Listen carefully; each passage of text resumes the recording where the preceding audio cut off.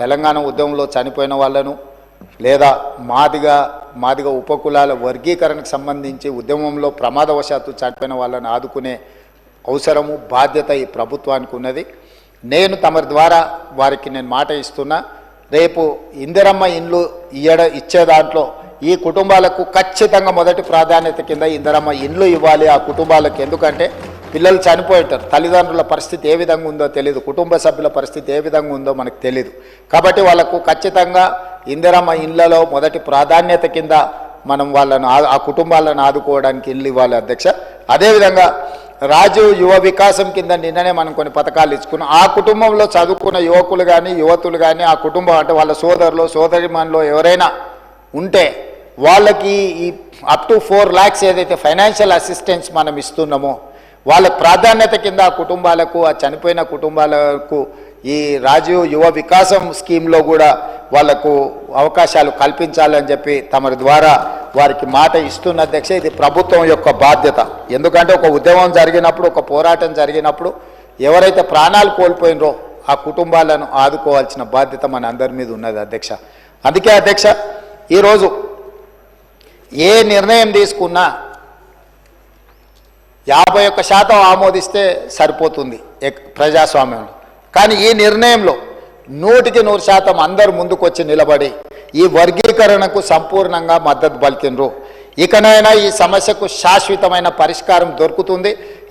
ఈ చర్చలో పాల్గొన్న వాళ్ళందరూ బీఆర్ఎస్ కావచ్చు, బీజేపీ కావచ్చు, ఎంఐఎం కావచ్చు, సిపిఐ కావచ్చు, బయట ఉన్న చాలా సంఘాలు కూడా ఈరోజు ప్రభుత్వం తీసుకుంటున్న ఈ చర్యల్ని సమర్థిస్తున్నారు. కాబట్టి అదేవిధంగా మా మిత్రులు వివేక్ వెంకటస్వామి గారు రిజర్వేషన్ పర్సంటేజ్ 15 నుంచి 18% పెంచాలి పాపులేషన్ అని అన్నారు. ఎస్, వాళ్లకు దామాషా ప్రకారము జనాభా ప్రాతిపదికన రిజర్వేషన్లు పెంచాల్సిన బాధ్యత ప్రభుత్వాల మీద ఉన్నది. 2026 జనాభా లెక్కలు పూర్తి కాగానే ఆ పర్సంటేజ్ ప్రకారం రిజర్వేషన్లు పెంచడమే కాకుండా దామాషా ప్రకారం ఆ రిజర్వేషన్లని గ్రూప్ 1, గ్రూప్ 2, గ్రూప్ 3కి పంచే బాధ్యతను మన ప్రభుత్వం తీసుకుంటుందని చెప్పి సభ ద్వారా వారికి స్పష్టంగా నేను చెప్పదలుచుకున్నాను అధ్యక్ష. ఎందుకంటే ఒక రిజర్వేషన్ పెంచాలంటే ఇప్పుడు మన దగ్గర ఉన్న డేటా, మన దగ్గర ఉన్న సమాచారం 2011 యొక్క జనాభా లెక్కలు మాత్రమే మన దగ్గర ఉన్నాయి అధికారికంగా. ఆ తర్వాత జనాభా లెక్కలు జరగలేదు. కాబట్టి రిజర్వేషన్లు పెంచడానికి ఒక సహేతుకమైన విధానం ఉండాలి. ఇప్పుడు కేంద్ర ప్రభుత్వం తిరిగి జనాభా లెక్కలు మళ్ళీ మొదలు పెడుతుంది. 2020లో నాకు తెలిసి ఆ జనాభా లెక్కలు మొత్తం తేల్తాయి. ఆ జనాభా లెక్కల ప్రకారము ఎస్సీ రిజర్వేషన్లను కూడా పెంచుతుంది ఈ ప్రభుత్వము. ఈ ప్రభుత్వానికి స్పష్టమైన విధానం ఉన్నది. చట్టపరంగా ఎలాంటి చిక్కులు లేకుండా ఎస్సీలకు కానీ ఎస్టీలకు కానీ వాళ్ళకి పెంచాల్సిన రిజర్వేషన్లను ఏ విధంగా పెంచి రిజర్వేషన్లు పెంచడం, సహేతుకబద్ధంగా వాళ్ళకు పంచడం అనేది ఈ ప్రభుత్వం తీసుకుంటుంది. కాబట్టి ఈరోజు నేను ఈ జాతులకు నేను మాట ఇస్తున్నా, ఈ ప్రభుత్వం ఇందిరమ్మ రాజ్యంలో మీకు అన్యాయం జరగదు. గతంలో ఏదైనా అన్యాయం జరిగినా కూడా దాన్ని సరిదిద్ది భవిష్యత్తులో మీకు మేలు జరిగే విధంగా ఈ ప్రభుత్వం కార్యాచరణను తీసుకుంటుంది. అమలు చేసే విధానంలో కూడా పారదర్శకత పాటిస్తాము.